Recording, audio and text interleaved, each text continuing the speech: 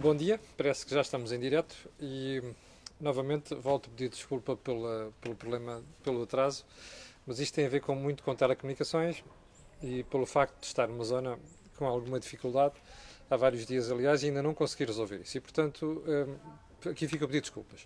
Já sei que pelas pessoas que estão em direto já se ontem, ou seja, ficar sem. Bom, agora já voltamos à emissão. Se ficarmos sem emissão, tal como sucedeu antes de ontem, o que eu vou fazer é vou gravar isto e vou tentar fazer o upload, o que também não vai ser fácil. Bom, o que é que eu tenho para si no menu de hoje? Várias coisas. Olha, período de ordem do dia. Vamos começar com o Brexit. Como sabe, os últimos meses têm sido muito agitados com dois tipos de informação. Por um lado, Bruxelas, a Comissão Europeia, a pressionar a Inglaterra para tomar decisões. Por outro lado, a Inglaterra que não queria tomar decisões e que, como sabe, existe uma fragmentação, não só a nível dos partidos políticos, mas também do eleitorado inglês, sobre que tipo de Brexit se quer. Uma coisa soft, ou seja, em que se mantém alguns laços ainda de ligação à União Europeia, ou uma coisa hard, sendo que o hard é sair por isso simplesmente da União Europeia à bruta. Bom, havia muita gente preocupada com essa saída à bruta e de parte a parte. Eu sei que havia uns malucos em Inglaterra, Nigel Farage e outros do género, que achavam que acham que a solução é dar um pontapé na União Europeia pura e simples. Depois há outros que sabem perfeitamente as consequências que isto vai ter, aliás, já está a ter, na desaceleração da economia inglesa e também no comportamento do emprego. Mas enfim, isso é uma coisa que iremos analisar mais tarde. Mas, dizia eu, no meio destes dois extremos, Theresa May tentou, ao longo dos últimos meses, navegar isto da melhor forma possível. Não sabemos ainda qual é que é o acordo de princípio que terá sido atingido com a União Europeia. Parece que não agrada nem aos defensores do hard Brexit, mas parece que Bruxelas deixa passar ou acha que aquilo são termos que se podem coadunar com uma relação futura com a União Europeia. Uma coisa é certa. Ontem, a reunião em Downing Street foi complicada. Parece que Theresa May terá levado a sua avante. Agora falta uma prova de fogo. E essa prova de fogo é a discussão na Câmara dos Comuns, ou seja, no Parlamento Inglês. Isso vai ter lugar nas próximas semanas. Não vai ser nada fácil. E só depois desta decisão, provavelmente é que nós teremos uma cimeira extraordinária europeia para poder aprovar aquilo. Mas uma coisa é certa: a solução não é fácil, a solução ainda vai suscitar muitas divergências. Em todo o caso, é melhor um acordo destes do que não haver acordo nenhum, em minha opinião. Segundo ponto. Na semana passada, quando foi das celebrações ou as comemorações do armistício da Primeira Guerra Mundial, 14-18, do século passado, o Sr. Macron tentou fazer daquele evento uma espécie de promoção pessoal do presidente francês. E, no meio desse esforço para se promover, deixou passar uma proposta que é uma proposta com muito interesse, mas a forma como o fez estragou tudo. E qual é essa proposta? Pergunta: a Europa precisa de um exército? Ou seja, precisamos todos de um exército europeu? Eu sou daqueles que acha, há muitos anos, que a Europa não conseguirá sobreviver como bloco político e económico sem um exército próprio. Por mais que isto desagrade aos nacionalistas, por mais que isto desagrade aos anarquistas e por mais que isto desagrade àqueles que não querem uma decisão, um governo europeu. Neste momento, como sabe, a Comissão é apenas um simulacro do governo europeu e o próprio Parlamento Europeu não tem poderes suficientes para isso. Bom, o problema foi que nessa proposta, nesse dia, o Sr. Macron propôs isto de forma desastrada. Porque ao vender a ideia, diz assim: bom, nós temos a Rússia de um lado, temos a China do outro e temos inclusive os Estados Unidos que está contra nós. Bom, isto foi uma má jogada. Utilizar os Estados Unidos e dizer que este exército europeu tinha de existir até contra os Estados Unidos. Não. Os Estados Unidos têm sido o pilar da NATO. E é verdade que aquilo tem garantido a defesa europeia. E a verdade é que a Europa, desde a Segunda Guerra Mundial, não é preciso dizer nos últimos, desde a Segunda Guerra Mundial, tem beneficiado desse guarda-chuva militar americano. Portanto, a Europa vai ter que, mais tarde ou mais cedo, desempenhar um papel maior na sua defesa. Bom, como sabe, isto acelerou porque o Sr. Trump está disposto, ou melhor, não quer pagar a segurança europeia e tem estado a afastar-se desse conceito de NATO que nós conhecemos desde a Segunda Guerra Mundial. Bom, mas a verdade é que isso não significa que os Estados Unidos sejam contra a Europa. E, portanto, o Sr. Macron, ao vender a ideia, vendeu-a mal. Bom, mas a verdade é que a ideia do seu fundo faz sentido. E tanto faz sentido que ainda há 2 dias a senhora Merkel veio defender a ideia de um exército europeu para, como forma de contrabalançar as tensões políticas dentro e fora da Europa, e dizia ela, e muito bem, precisamos de um exército europeu para não termos mais guerras na Europa. Ora, isto é inevitável. Agora, o que não pode acontecer é situações de disparate completo, como aconteceu na semana passada, em que às vezes os dirigentes políticos, por necessidades de agenda interna, acabam por defender mal estas ideias. Depois isto cai mal nos povos europeus e é um sarilho.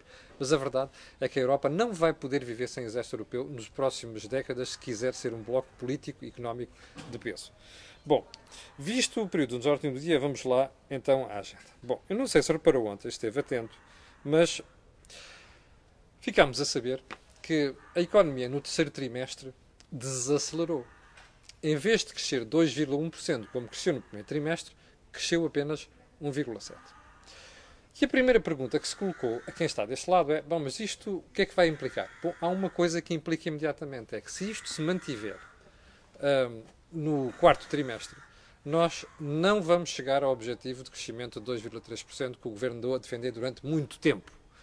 Bom, era preciso, feitas as contas, que a economia crescesse 2,5% no último trimestre para que aquele objetivo dos 2,3% viesse a ser cumprido. Bom, primeira pergunta a fazer. É fazível? É. Tudo é fazível, não é? É previsível? Não. Porque mesmo com a aceleração típica que acontece no último trimestre, nomeadamente com as despesas do Natal, é muito difícil, mesmo puxado pelo consumo interno, a economia possa crescer 2,5%. Bom, e isto começa a colocar problemas. O primeiro problema é, se isto já começou a desacelerar, recorda-se a conversa desta semana, várias vezes tocámos nesse assunto, que é, a economia vai mesmo crescer, os 2,2% de 2019 que o Governo prevê, ou vai crescer 1,8% como prevê a Comissão e o Fundo Monetário Europeu. Eu inclino mais para o lado da Comissão do Fundo Monetário Europeu. Apesar do Governo dizer que tem um track record fantástico de cumprimento das previsões e o diabo 4, a vários níveis. Crescimento económico, déficit, não sei das quantas. Bom, primeiro ponto, como eu dizia, isto é possível? É. É provável? Não é. E isto levanta várias dúvidas para o futuro. Bem, se a economia já começou a cair agora, no terceiro trimestre, e terá caído, ou melhor, a desaceleração terá sido muito mais pronunciada do que se esperava, o que é que pode acontecer no quarto e por aí fora, daqui por diante? Bom, o Governo veio logo desvalorizar isto. Ontem, o Dr. Mário Centeno veio logo dizer: isto é o 18º trimestre consecutivo de crescimento. É verdade. Só faltou ele dizer assim: bom, isto já começou em 2014. Faltou ele dizer isto, não começou com ele, a recuperação. Como sabe, a economia vai sempre assim, devagarinho. Bem, segundo ponto, o Primeiro-Ministro, confrontado com isto, vem dizer assim: não, isto, não vamos lá desvalorizar isto, não tem um significado por aí adiante. E a verdade é que nós crescemos mais do que a média da União Europeia. Há aqui um catchzinho. Quando nós nos quisermos comparar, neste momento, não é com a média da União Europeia. Sabe porquê? É com os gajos, com os tipos do nosso campeonato. A Irlanda já não pertence ao nosso campeonato. Eslováquia, República Checa, Polónia, Hungria, Chipre e esta maltinha. Ora, vá lá ver o que aconteceu com esta malta no terceiro trimestre. A Polónia cresceu 5,7%. Está a ver?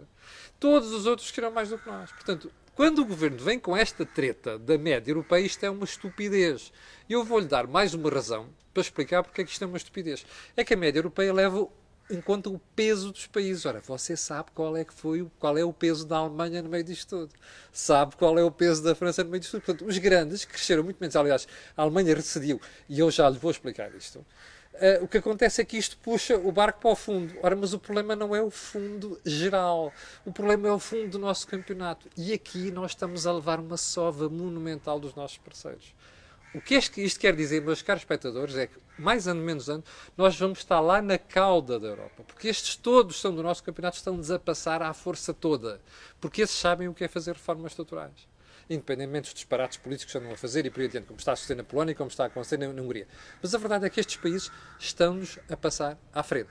Está a ver o primeiro catch? Bom, segundo ponto desta parte, em que ainda do crescimento económico, se você olhar para o conjunto de dados divulgados pela Eurostat, o que vai constatar é que há pelo menos 15 países na União que cresceram mais do que Portugal. Está a ver isto? Eu estou aqui quase a fechar os olhos, está muito sol.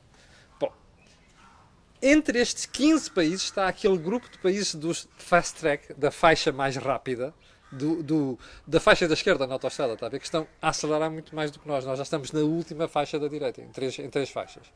E, portanto, o que está a suceder é que nós estamos a perder terreno para isto.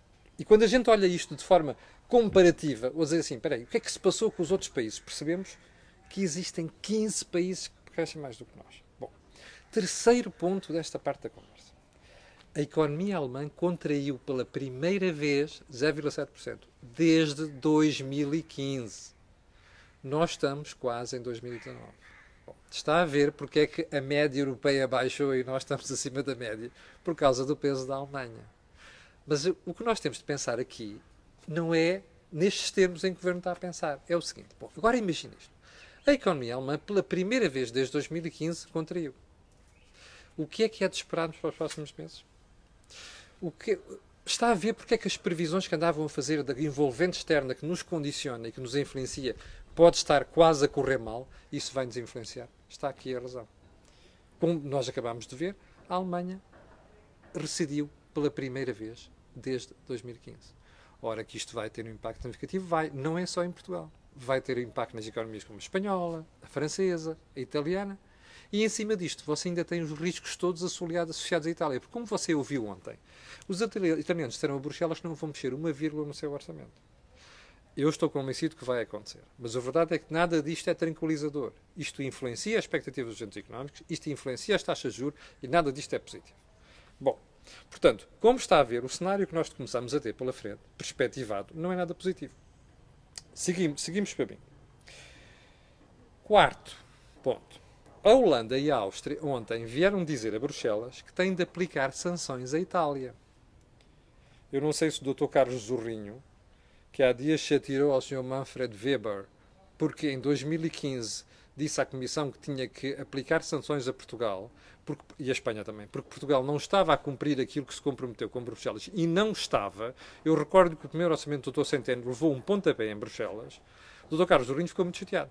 Bom, eu gostava de apelar ao sentido europeu do Dr. Carlos Zorrinho, que ainda para mais é deputado europeu, para lhe perguntar assim, então, agora não abre a boca? Ou seja, espera aí, Holanda e Áustria, epá, estes tipos são sacanas ou o que é? Não, o Dr. Carlos Zorrinho anda a fazer eleitoralismo. Não é? Estes senhores têm toda a razão. Existe uma coisa chamada Tratado Orçamental. Existe uma coisa chamada Six-Pack e Two-Pack. Existe uma coisa chamada Pacto de Estabilidade e Crescimento. Quando os países se comprometem a fazer uma coisa com o Pacto de Estabilidade e Crescimento, supervisionados por outros, que isto é uma família, a moeda única é controlada por todos, nós temos de respeitar as coisas. E quando não respeitamos, a consequência é a sanção. Eu compreendo que o Carlos Zorrinho quer minimizar oposições, faça aquelas figuras, mas já agora faça uma figurinha também em relação à Holanda e à Áustria. Aliás, vou convidar o Dr. Carlos Zorrinho, de que eu gosto muito a nível pessoal, como sabe, a fazer agora esta figurinha, dizer assim lá no Parlamento Europeu, assim, olha pessoal, vocês da Holanda e da Áustria, isto faz-se à Itália. Não quero dizer isto no Parlamento, pode ser que alguém lhe dê uma sova, não é? A explicar o que é quer dizer tratado orçamental e as suas consequências. Não é? Coisa que o Dr. Carlos Zorrinho tem ampla obrigação de conhecer. Bom, sigamos para bingo. Eu ontem fiquei espantado. Houve uma pessoa que me mandou uma mensagem e disse assim, você escapou-lhe uma coisa que o Sr. Presidente da República disse, que o Governo não fez investimentos estruturantes nos últimos anos. Eu pensei assim, espera aí, este deve ter sido o Presidente da França. Depois pensei, não, foi o Presidente da Itália. Depois pensei, não, foi o Presidente alemão. Depois fui ver, não, foi o Presidente português. Espera aí, é o mesmo Presidente que andou a fazer elogios ao Governo nos últimos anos. E quando toda a gente colocava dúvidas sobre aquilo que o Governo estava a fazer, o Sr. Presidente da República aplaudia o Governo. Hã? Inclusive, quando as gestões internacionais chamavam a atenção para certas coisas, o Sr. Presidente da República aplaudia o Governo. É o mesmo Presidente da República. Está a perceber porque é que eu deixo de votar em políticos? É por causa de coisas destas. Repare uma coisa. O Sr. Presidente da República está a ficar agora à rasca.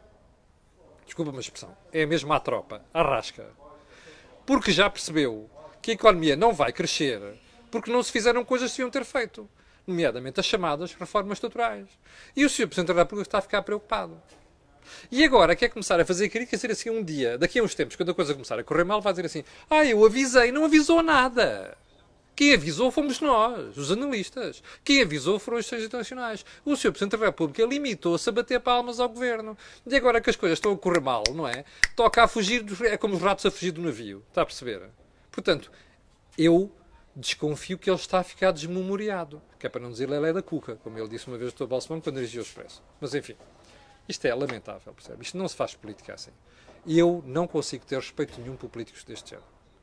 E é assim que depois deixo de votar em certos políticos, com coisas destas. Bom, seguindo para mim, que é o último ponto desta conversa de hoje, deu-me um salto ao Porto de Setúbal. Eu vi uma foto ontem aérea, estão lá 6.000 carros da Auto Europa prontinhos para exportação. Há 22 navios que já chegaram a 800 pessoas em direto, mais de 800 pessoas, obrigado pelo apoio à Cor do Dinheiro. Há 22 navios que chegaram a Setúbal e foram devolvidos para outros portos. Porque, como sabe, está em curso uma greve no Porto de Setúbal. Como você sabe também, o problema em Portugal nos portos é geral. Sines, Setúbal, Lisboa. A única exceção tem sido Leixões. Graças a Deus, o porto mais bem gerido de Portugal. Bom, sabe o que quer dizer 6.000 carros da Auto Europa prontos para exportar e estão ali pendurados? Um problema para a Auto Europa, mas um problema para as exportações portuguesas. Eu compreendo as lutas dos sindicatos, não sei das quantas. Preocupa-me isto. Porque isto é a prova de que, quando é preciso lutar pela economia nacional, os sindicatos olham para o seu umbigo e não olham para rigorosamente mais nada. Eu só faço votos que o conflito seja resolvido o mais depressa possível, porque não faz sentido nós termos a economia, nomeadamente as exportações, a serem afetadas por um conflito cá cara a cá. Bom, cheguei ao fim da conversa de hoje. Esta semana, como já percebeu, estou a Moçambique, não vai haver nem think tank, nem pontapé de canto. Eu vou convidá-lo a estar connosco amanhã às 8 da manhã. Eu espero que já vou estar numa zona com melhor cobertura, sem os problemas que tenho experimentado nos últimos dias. Para o final, vou-lhe só pedir um favor, coloquem um gosto e faça partilha nas redes sociais, porque aquilo que você ouve aqui não ouve em mais lado nenhum. Obrigado, com licença e até amanhã.